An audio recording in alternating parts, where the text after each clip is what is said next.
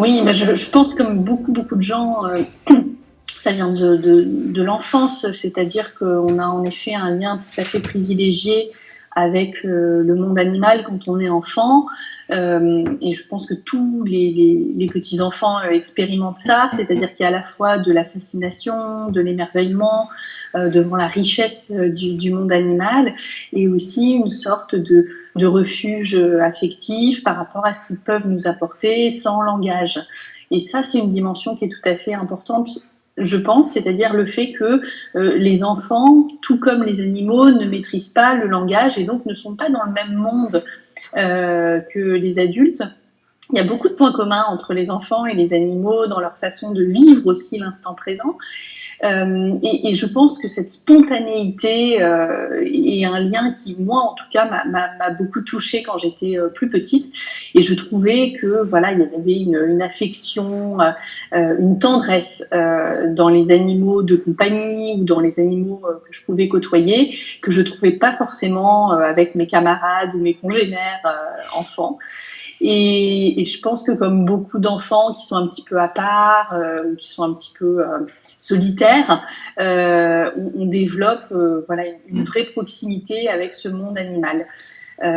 Après, la différence, c'est que moi, j'ai gardé ce lien, alors que beaucoup, en fait, perdent un peu cette connexion avec les animaux quand ils grandissent. En fait, très souvent, l'animal a été utilisé non pas pour lui-même, mais comme trope, c'est-à-dire comme miroir inversé de la condition humaine et comme manière de développer en fait les spécificités humaines et avec elles la supériorité humaine. C'est-à-dire que quand on regarde la manière dont on a appréhendé la condition animale, on se rend compte que à chaque fois, c'était une manière de mettre en lumière ce que l'homme avait de différent, mais surtout de supérieur. Et donc, dans l'histoire, en fait, de l'intérêt qu'on a porté philosophiquement ou culturellement aux animaux, c'était souvent pour en retirer un prestige ou un mérite.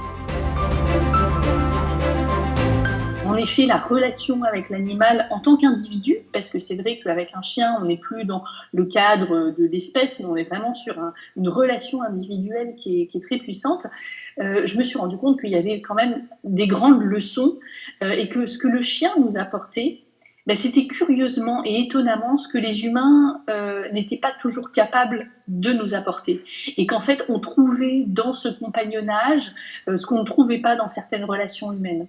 Et c'est vrai que, alors on peut évoquer la fidélité qui est inconditionnelle entre voilà, le chien et son maître.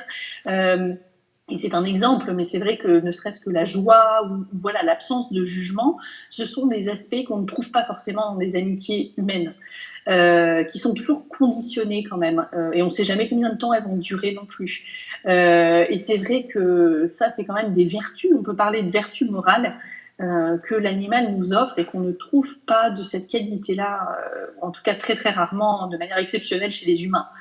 Et là, je pense qu'il y avait quelque chose voilà, à dire là-dessus.